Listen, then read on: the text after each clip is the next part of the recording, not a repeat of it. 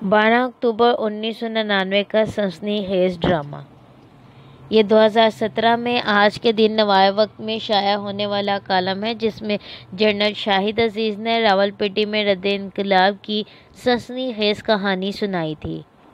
General Shahid अजीज़ मुद्दतों से लापता हैं। कहते हैं कि वो अफ़गानिस्तान में अमेरिकी फ़ौज से लड़ते हुए ड्रोन हमले में शहीद हुए। कामिल 18 बरस बीत चुके हैं। 12 अक्टूबर 1999 से 12 अक्टूबर 2017 तक तवील सफ़र तमाम हुआ, लेकिन अलमिया ड्रामा ख़त्म होने का नाम नहीं ले रहा। लगाए हुए ज़ख्म हनूज़ हरे हैं। बहुत से किरदार मंजर से हमेशा के लिए महव हो चुके हैं, लेकिन इस अलमिया और तरबिया सनसनीखेज ड्रामे का मरकज़ी किरदार जनाब नवाज शरीफ आज भी पूरी तरह बरोए-कार हैं। वह जनरल मुशर्रफ ठुमके लगाता, दादरे और गीत गाता चहार दांग आलम पाक फौज और पाकिस्तान का नाम रोशन कर रहा है। रंगीले जनरल मुशर्रफ को इस बदनसीब को के कंधों पर सवार कराने की बराह रास्त जिम्मेदार जनाब नवाज शरीफ हैं कि शरीफुल नफ्स जनरल जहांगीर करामत से इस्तीफ़ा लेने के बाद कीनिया में अपने साहबजादों हसन और हुसैन नवाज के आलमी कारोबारी मामलात में अतालीक बैंकार हमीद असगर कदवानी की सिफारिश पर जनरल मुशर्रफ को आर्मी चीफ बनाने का फ़ैसला किया था, जिसका अंजाम अब तारीख का हिस्सा बन चुका है। और फिर अपने इसी चुनिंदा और पसंदीदा जर्नैल यानी अपने इसी चुने गए जर्नैल को अजीबो-गरीब तरीके से बरतरफ करने के चक्कर में जनाब नवाज शरीफ को सारे ख़ानदान समेत जिलावतनी भुगतना पड़ी। 12 अक्टूबर 1999 की बदकिस्मत शाम की कहानी को जनरल शाहिद अजीज़ और कर्नल इशफाक हुसैन की कहानी आप जनरल उस्मानी के कॉलम में भी पढ़ सकते हैं, या जनरल उस्मानी की लिखे गए वाक़यात में भी पढ़ सकते हैं। खैर, कर्नल इशफाक हुसैन ने अपने अंदाज़ और प्राय में बयान किया है।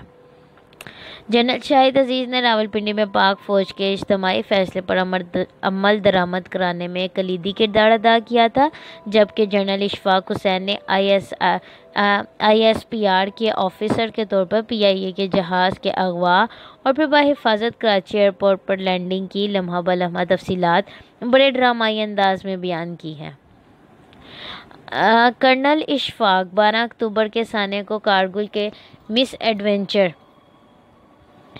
से जोड़ते हैं कि जनरल मुशर्रफ, जनरल अजीज़, जनरल महमूद और मेजर जनरल आरिफ हसन ने कारगिल तहकीकात से बचने के लिए जमहूरी हुकूमत का तख्ता उलटने का मंसूबा बहुत पहले तैयार कर लिया था, जिसके लिए जवाज़ मुशर्रफ की बदतरफी के अहमकाना इक़दाम की वजह से मिल गया।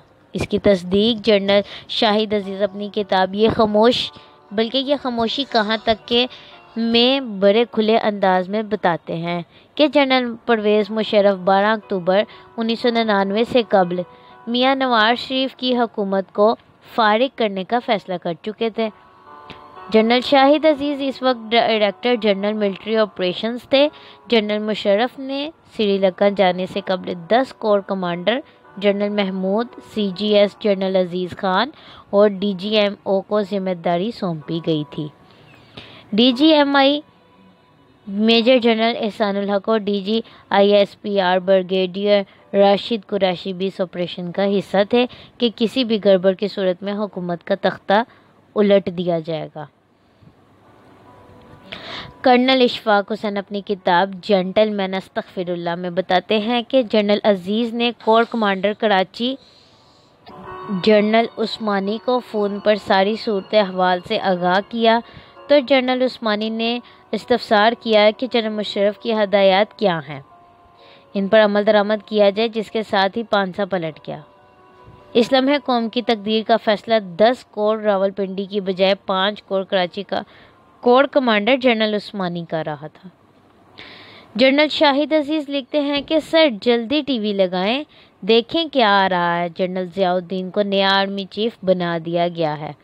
मेरे दफ्तर डायरेक्टरेट ऑफ मिलिट्री ऑपरेशंस से एक कर्नल साहब का फ़ोन था। 12 अक्टूबर 1999 की शाम 5 बज रहे थे। मैं अभी दफ्तर से घर ही पहुंचा था। फ़ौरन वापस भागा। जाते हुए अपनी बेगम अंजुम से कहा, गेट बंद कर लो और हाँ, मेरा लैपटॉप भाई के घर भिजवा दो। इसमें हुकूमत का तख्ता उलटने की सारी तफसीलात पर काम किया था। न जाने आज क्या होगा। गाड़ी लेकर सड़क पर निकला तो इधर उधर देखता रहा। मुझे खौफ हुआ कि रास्ते में रोक ना लिया जाऊं। अगर जनरल ज़ियाउद्दीन का अंदाज़ा था कि फ़ौज हुकूमत का तख्ता उलटना चाहती है तो इस मौके पर फ़ौज का रद्द-ए-अमल लाजिम था और यही मौका था कि कार्रवाई को रोका जा सके। इन दिनों ISI के पास SSG की खासी सिपाह होती थी। सिर्फ 3 जर्नलों को ही तो रुकना था 9/11 से पहले। फ़ौज में गार्ड साथ लेकर चलने का भी रिवाज नहीं था। आसानी से सारा मामला ठप किया जा सकता था, मगर मुझे कोई रुकावट कहीं नहीं मिली। जनरल अजीज़ और जनरल महमूद गोल्फ खेल रहे थे, वहीं ठहराए जा सकते थे। हुकूमत को इस रद्द-ए-अमल की तवक्को ज़रूर थी, क्योंकि इस्लामाबाद में जगह जगह पुलिस तैनात की गई थी और पुलिस की बख्तरबंद गाड़ियाँ सड़कों पर मौजूद थीं। हमने ये बेवकूफ़ी के गार्ड साथ ना रखे और इनके हाथ से भी सुनहरी मौका निकल गया। इसीलिए तो कहते हैं कि जितना भी सोचो कुछ ना कुछ कमी रह जाती है। दफ्तर पहुंचकर जनरल अजीज़ को फ़ोन किया। पता चला कि जनरल महमूद 111 ब्रिगेडियर को गो का हुक्म दे चुके हैं। जनरल अजीज़ मेरे दफ्तर पहुंचे तो उन्होंने कहा कि कराची के कोर कमांडर से मैं खुद बात कर लूँगा, आप बाकी चीज़ें संभाल लें। ये कहकर अपने दफ्तर चले गए। कुछ देर बाद लौटे और फिर मेरे पास ही बैठ गए। कभी उठकर चले जाते, कुछ देर में वापस आ जाते। इस तरह इनको भी खबर रहती, क्योंकि सारा काम तो मेरे दफ्तर डायरेक्टरेट ऑफ मिलिट्री ऑपरेशंस ही से हो रहा था। मेरे पास फ़ौज का सबसे बेहतरीन स्टाफ था जो रोज़ाना चौकन्ना रहता था और ज़रा ना चूकता। लाहौर फ़ोन किया तो पता चला कि कोर कमांडर खालिद मकबूल गैर हाजिर हैं। ढूंढने पर पता चला कि गुजरावाला गोल्फ खेलने गए हुए हैं। कोर कमांडर जब भी अपने इलाके से बाहर जाते हैं CGS को लाजमन खबर करते हैं, लेकिन आज किसी को इनकी लाहौर से गैर हाजिरी का पता नहीं था। गोल्फ कोर्स में भी वो बहुत देर ना मिल सके। कोर कमांडर कोयटा पर भरोसा नहीं रहा था। वहाँ 2 डिवीजन कमांडर थे, दोनों ही गैर हाजिर और तमाम हालात से बेखबर थे। पता चला कि दोनों कोर कमांडर के साथ इनके दफ्तर में बैठे हैं, मीटिंग चल रही है। यकीनन corps commander general Tariq Pervez को पता था कि क्या होने वाला है, इसलिए कोर कमांडर ने दोनों जर्नलों को अपने पास बिठाए रखा ताकि इनको कोई अहकामात ना मिल सके। बाद में पता चला कि जनरल तारिक परवेज़ टीवी देखते रहे और लगातार लोगों से हालात पूछते रहे।